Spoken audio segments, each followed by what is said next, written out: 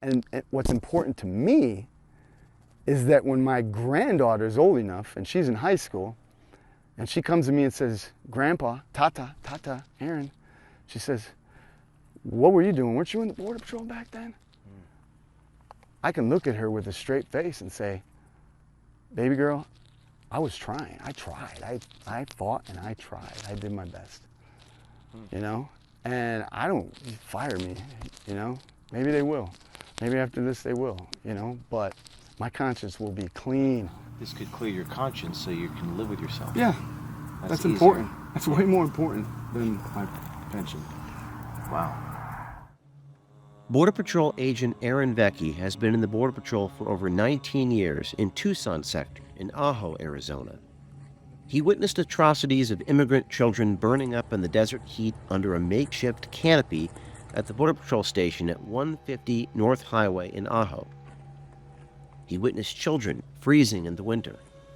He even captured never-before-seen videos that he provided to us, which we are publishing here. In the film Line in the Sand, coming out October 10th, a Border Patrol agent blows the whistle and made reference to people like Aaron, who get retaliated against for speaking up. And when agents speak up, they're buried by management. Buried by I know management. a few whistleblowers that got toasted. They try to do what's right, laughed at, ostracized. Really? Buried. Inspired by the actions of the Border Patrol agent in the film, Aaron decided to take us on location to his Border Patrol station, stand right outside the canopy, and while employed with only 9 months left before he receives his pension, to tell the American people the truth about the horrors he witnessed and why he's doing this. I've been a Border Patrol agent since 2005. I first got worried, I first felt compelled to file whistleblower complaints because I saw people being mistreated, or at least their rights being violated at the station. And where I first saw it was here underneath that canopy there. But it was just men, women, and children. They weren't segregated at all. They were freezing. It was at least 40 degrees. You got 50 Muslims, 50 Sikhs, 50 Christians, 50 whatever, and they're fighting over shade. And they're going to have a mass casualty event inside our parking lot. I said this to the patrol agent in charge, begged him to get shade. I told him it's going to be 115 degrees or 110 degrees easily by June. We're obviously violating their civil rights. There's court orders that say we can't keep these people like this, that we've got too many people in the building already. It sounds like this is a humanitarian issue. Yeah, I believe it. You're not coming from it from a political No, issues. not at all, not at all. But I realized after my supervisor, he told me if I don't put people in there, if I don't continue to overcrowd this facility, I would be guilty of dereliction of duty. And that's when I realized that you would be guilty. I would be guilty of dereliction of duty. Yes, I would be guilty of dereliction. And this was your supervisor? Yes, that was even higher than a supervisor. That's middle management. He also brought it to the attention of OSC, Office of Special Counsel, and filled out these forms detailing wrongdoing. Ultimately, Aaron received a cease and desist letter asking him to stop talking about what he witnessed. I know that what they've been forcing us to do is wrong. I've believed that from the moment I first saw it, and them telling me when I ask them directly who's ordering this, and they can't tell me. They tell me it's coming from higher up. They tell me it's coming from sector, and I ask specifically, I want to know the name of the person who said, I can violate this order that a judge ordered. We can't do this here. Who said that we can do this? And they refuse to answer. They will look at me like a deer caught in headlights, and they refuse, and they'll say, just get out there and do it, it's on us. They've had us take the jackets from breastfeeding women in 30, 40, 50 degree weather, whatever. They're shivering. They come from Ecuador. They come from equatorial regions of the world. It rains here in the wintertime. A lot of people don't know that, but it rains, and they'll be sleeping in the puddles. You know, you see it every day, every day.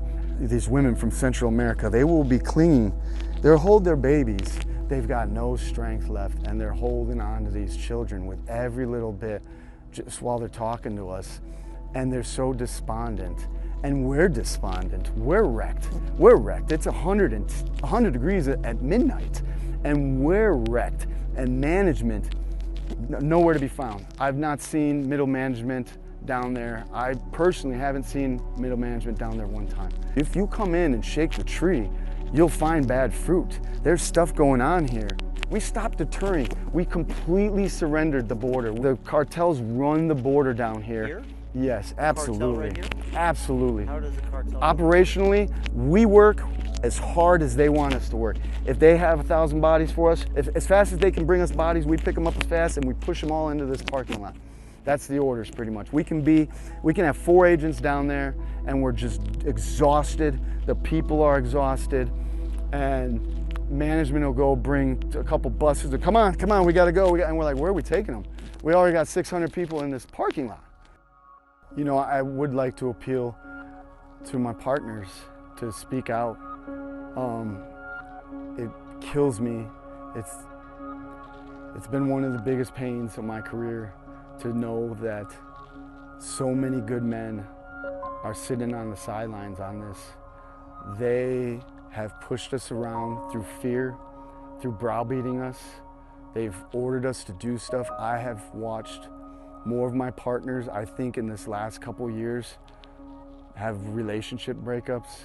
I think more have talked about issues with, quite frankly, drinking more than they have in a long time. I've seen my best friend cry, and I've never seen that before. Crying about this.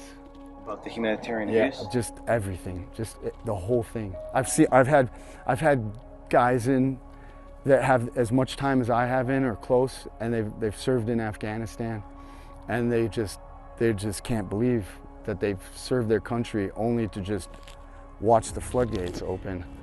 And they're like, what did I go serve for if we're just gonna do this stuff? And a lot of guys warn me, hey Veckey, you don't wanna do this now. You got your pension, you're gonna retire, just cruise, just coast, you know? I can't do that. This is wrong. This is wrong. When you have bureaucrats, when you have management can force law enforcement officers through threat of us losing our livelihoods, our homes, maybe our marriages, they can use that fear to coerce us into violating other people's rights or violating our oaths of office. If anybody who knows me knows I'm not doing this for fame and fortune. I've been on a bit of a warpath here with this. I'm really thoroughly disgusted by the behavior of management, quite frankly, and my agency right now. Quite frankly, it's the biggest threat facing our nation, in my opinion.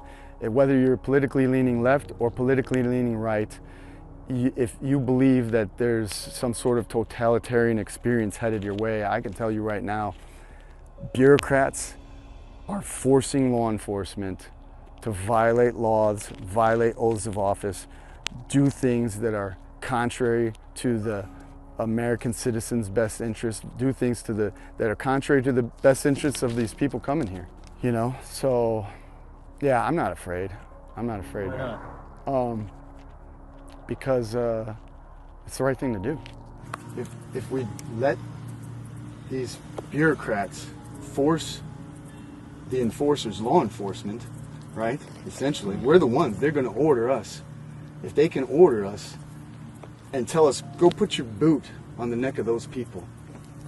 And wait, we're not supposed to be doing that. No, shut up and do it, or you're gonna lose your station in life. That's a dangerous place to be in for this country. No matter what side of the aisle you're on, that's a really bad spot to be in right now. And I don't want any part of it. And I just implore my partners, people to speak up and speak the truth if that's what they've been having us do.